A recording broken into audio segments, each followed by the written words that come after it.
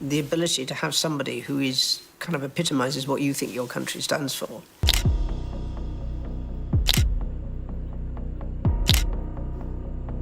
Prince William and Kate Middleton's daughter Charlotte may be a princess, but she is the queen of sass. Princess Anne has stunned the world by transferring her Princess Royal title to 9-year-old Princess Charlotte, shaking the monarchy to its core. This historic decision redefines centuries-old traditions and marks a transformative moment for the royal family. For decades, Anne personified the role's duty and sacrifice. But now Charlotte steps into the spotlight, carrying the weight of history. Let us explore the profound implications of this unprecedented move, the young heir to a timeless role. First, the Princess Royal title is not something you pick up like a souvenir. It has been Anne's since her 30s, and it is one of the most prestigious roles within the royal system. The fact that she has held it for decades, carrying it with dignity and grit, makes this transition even more intriguing. Charlotte, only 9 years old, has now been marked as the future face of this legacy. That is huge. You are not just being given a title, you are inheriting expectations, duties, and a public profile that will follow you forever. This is just the beginning of a legacy that could reshape the monarchy forever. Why now? Why Charlotte? These are the big questions floating around. Anne has been one of the hardest working royals, logging hundreds of engagements every year. She has seen firsthand what it takes to be at the center of royal life. And now, at 74, she is clearly thinking about the monarchy's next chapter. By passing the baton to Charlotte, Anne is saying she believes in this new generation, and in Charlotte's ability to carry on the family's mission in a way that is both modern and respectful of tradition. The timing could not be more fascinating. With King Charles facing health concerns, including reports about a recent cancer diagnosis, the monarchy's stability is under a microscope. There is an urgent need to prepare the younger royals for the responsibilities they will eventually shoulder. By giving Charlotte such a high-profile role early, the family is laying the groundwork for her to step up when needed. It is not just a nice gesture, it is a strategic move. Let us talk about the symbolism here. The Princess Royal title is not just about prestige, it is about continuity. For centuries, this role has been a cornerstone of royal tradition, handed down from one generation to the next. By giving it to Charlotte, Anne is bridging the past and the future. And let us not overlook the significance of Charlotte's position in the line of succession. Thanks to a 2013 law that ended the rule where boys automatically outranked girls, Charlotte's spot as fourth in line to the throne is secure. That is a game changer. Charlotte's upbringing is another critical piece of this puzzle. As the second child of Prince William and Princess Catherine, she is growing up in an environment that is carefully balanced between royal tradition and modern family life. Her parents have made it clear that they want their children to have as normal a childhood as possible. Despite the immense public scrutiny, this balance of normalcy and responsibility will be crucial as Charlotte navigates her new role. But let us not forget what is at stake here. Being Princess Royal is no walk in the park. It is a role that comes with intense public scrutiny, endless expectations, and a lifetime of service. Charlotte has charm and poise in spades. That much is obvious from her public appearances. But the real test will come as she matures. Can she balance her royal duties with the pressures of growing up in the spotlight? That is the million-dollar question. Anne's decision also signals a broader shift within the monarchy. The royal family has been under increasing pressure to modernize and stay relevant in today's fast-paced world. By giving Charlotte such a prominent role, they are not just handing her a title, they are setting her up as a symbol of this new, more progressive era. It is a smart move, one that acknowledges the importance of appealing to younger generations while still honoring the weight of tradition. This move is also a masterclass in mentorship. Anne is not just stepping aside and leaving Charlotte to figure it out on her own. She will undoubtedly be a guiding force, sharing her wisdom and experience as Charlotte grows into the role. Anne's legacy is one of hard work, dedication, and a no-nonsense approach to royal life. If Charlotte can channel even a fraction of that, she will be in good shape. What makes Charlotte's position even more compelling is her potential to redefine what it means to be royal in the 21st century. The days of purely ceremonial duties are fading. Royals are now expected to champion causes, connect with the public, and use their platforms for good.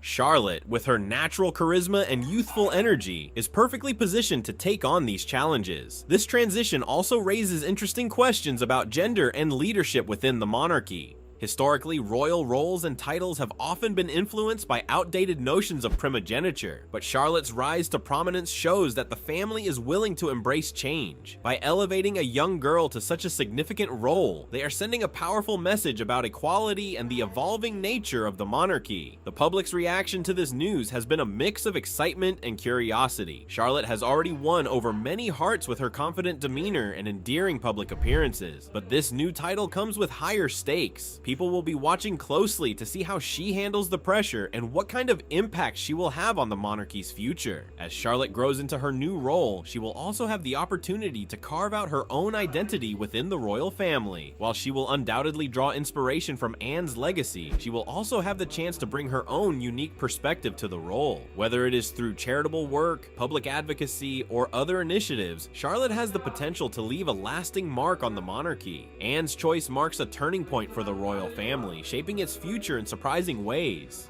The crown's youngest symbol of continuity and progress. It is worth noting that this move is not just about the present, it is about securing the monarchy's future. In a world that is increasingly skeptical of traditional institutions, the royal family needs to demonstrate its relevance. By investing in the younger generation and giving them meaningful roles, they are showing a commitment to evolution and adaptability. Charlotte's new title is a key part of that strategy. Of course, none of this guarantees smooth sailing. The challenges ahead are enormous. The royal family is under constant scrutiny, and every misstep is magnified 100-fold. But if Charlotte can rise to the occasion, and all signs suggest she can, she will be a pivotal figure in shaping the monarchy for years to come. So what does this mean for the royal family as a whole? It is a clear sign that they are thinking long term. By giving Charlotte this opportunity now, they are not just preparing her for the future, they are also sending a message about the direction they want the monarchy to take. It is about continuity, yes, but it is also about change, a balancing act that has never been more critical. Charlotte's journey as Princess Royal is just beginning, and it promises to be a fascinating one. As she steps into this new role, she will be carrying not just a title, but the hopes and expectations of a nation. It is a lot for a 9-year-old, but if there is anyone who can handle it, it is her. And with Anne's guidance and her family's support, Charlotte is poised to become a defining figure in the next chapter of royal history. As we dive deeper into the significance of this title transfer, it is essential to understand what makes the Princess Royal role so unique. This title, historically reserved for the eldest daughter of the sovereign, has often been associated with a sense of duty and service. Anne exemplified this through her decades-long commitment to various causes, including her work with Save the Children and numerous other charitable organizations. Passing this title to Charlotte is not just a symbolic gesture, it is a challenge and an opportunity to continue this legacy of service. Charlotte's early exposure to public life has already set the stage for her to embrace this responsibility. From accompanying her family at major events to engaging with the public, she has shown an ability to connect with people, a skill that will be invaluable as she grows into her role. Her interactions with the public have been marked by a natural charm and warmth that suggests she is well suited for the demands of royal life. But what does it mean for the monarchy to have a young Princess Royal in this modern age? For one, it signals a willingness to adapt and embrace change. The British monarchy, an institution steeped in tradition, has often been criticized for being slow to evolve. By elevating Charlotte to such a prominent role, the royal family is taking a step towards modernization. This move acknowledges the importance of engaging with younger generations and addressing contemporary issues. Charlotte's role will likely involve a mix of traditional duties and modern initiatives. She may take on ceremonial roles, such as representing the monarchy at official events, while also championing causes that resonate with her generation. Issues like climate change, mental health, and social equality are likely to feature prominently in her work, reflecting the evolving priorities of the monarchy. This transition also highlights the importance of mentorship within the royal family. Anne's decision to pass on her title is not just about relinquishing a role, it is about guiding the next generation. Anne's experience and wisdom will be invaluable as Charlotte navigates the complexities of royal life. This mentorship will provide Charlotte with a strong foundation as she grows into her responsibilities. While the title of Princess Royal carries significant weight, it also offers Charlotte a unique platform to shape her own identity. Unlike her siblings, who may have different roles within the monarchy, Charlotte's position allows her to carve out a distinct path. This individuality will be crucial as she balances the expectations of her role with her own aspirations and interests. As we look to the future, Charlotte's journey will undoubtedly be shaped by the changing dynamics of the royal family. With the passing of time and the emergence of new challenges, the monarchy will need to continue adapting. Charlotte's role as Princess Royal will be a critical part of this evolution, serving as a bridge between tradition and progress.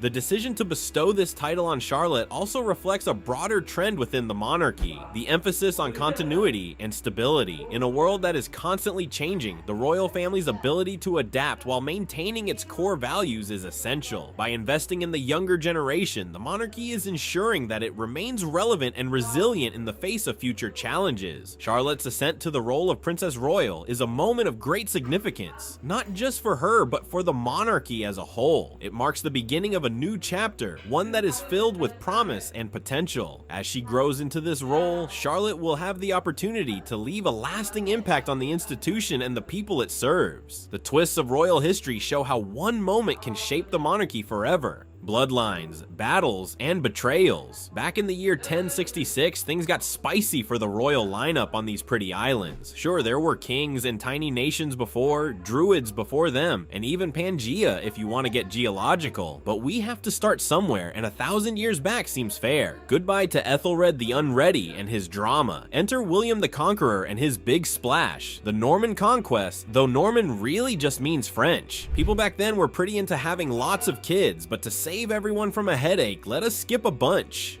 William's 3 most important kids: William II, Henry I, and Adela. If you know about royal succession, great. You are ahead. If not, just know that back then crowns were up for grabs. The biggest kid had dibs, but a nice army and smooth diplomacy helped. When William the Conqueror died, William II got the crown. He did not marry and mysteriously died on a hunting trip with his brother Henry. Surprise, Henry I ends up king. Henry was not great at following rules himself. He had 26 kids, but only 2 were officially legitimate. After his son drowned in a shipwreck, he swore up and down his daughter Matilda would be queen. He made all his knights promise too. Guess what? When Henry died, Matilda was busy in France, and her cousin Stephen grabbed the throne faster than you can say civil war. Matilda eventually returned, kicking off years of fighting over who would be in charge. Technically, she ruled parts of the island, but no fancy coronation meant her royal status was sketchy. Stephen's kids either did not care or were nuns, so the crown passed to Henry II, Matilda's son. He had 4 sons of his own: young Henry, Richard the Lionheart, John, and Jeff.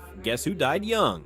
Henry II thought the whole "wait until the king is dead" thing was a disaster. He crowned young Henry as co-king while still alive, figuring 2 kings were better than 1. Spoiler, it was not. Young Henry rebelled, there was another civil war, and he died of dysentery. Fast forward through Richard I, who went off on crusades and left John to mess things up royally. John's reign gave us the Magna Carta and a stretch of Edwards. Edward I, also called Longshanks. Edward II, overthrown by his wife, and Edward III, who had 5 sons. None of Edward III's kids got the throne because they either died young or passed it to their kids. Enter Richard II, famous for being deposed by Henry IV, who brought us to the Wars of the Roses. Now those wars were a mess of family grudges from Edward III's descendants. People swapped kings like trading cards. Henry VI to Edward IV to Henry VI again, then back to Edward IV. When Edward IV died, his 12-year-old son Edward V took the crown. Uncle Richard promised to take care of him, but the boy disappeared and Richard became Richard III.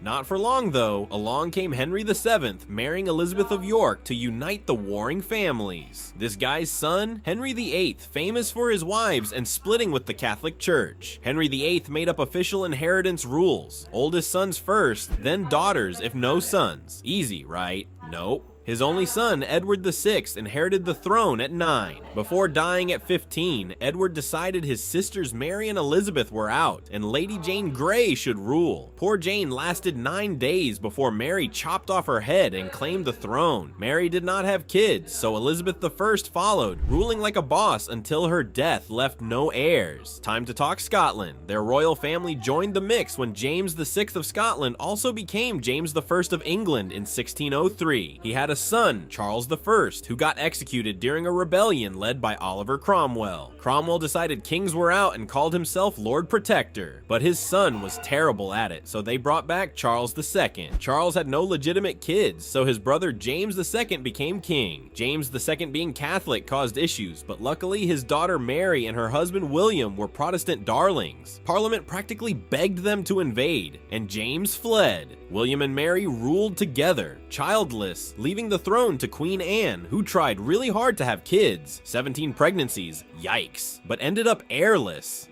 Parliament had enough of the chaos and passed new rules, picking Sophia of Hanover's family as the new royals. Her son George I started the Hanoverian dynasty, George I to George II to George III, who lost America but kept the crown rolling. Then came George IV, no kids, William IV, illegitimate ones only, and finally Victoria, who ruled for most of the 19th century. Victoria's son Edward VII followed, then George V, Edward VIII, abdicated for love, and George VI, who handled World War II. When George VI died, his daughter Elizabeth II became queen in 1952. She ruled longer than anyone, passing the crown to her son Charles, then to his son William, and eventually William's son George. And that is the whirlwind tour of the royal family, filled with power grabs, backstabbing, and rules nobody seemed to follow. Does the monarchy still matter in today's world? Share your thoughts below, like, subscribe, and join us for more captivating stories from history's ever-turning pages. Somehow I woke up out in Beverly, fucked up, smelling like that bourbon, and I end up alone. I'm not certain. Yeah, the girls impolite in the club every night. That's how it goes when you Hollywood perfect. Hollywood perfect. That's how it goes when you Hollywood perfect.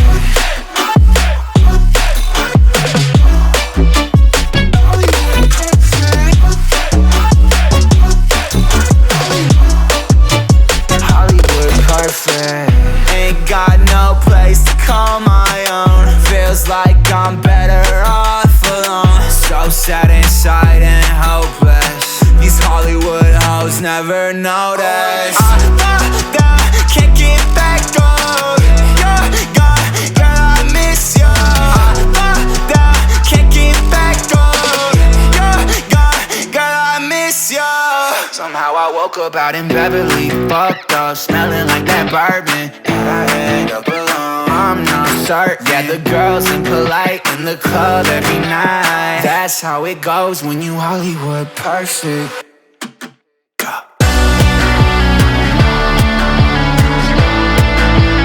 Hollywood perfect. That's how it goes when you Hollywood perfect.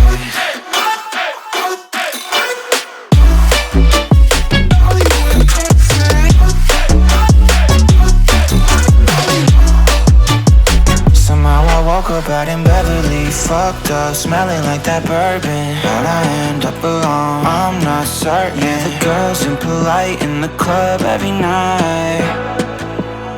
Somehow I woke up out in Beverly, fucked up, smelling like that bourbon, how'd I end up alone? I'm not certain. Yeah, the girls impolite in the club every night. That's how it goes when you're Hollywood perfect.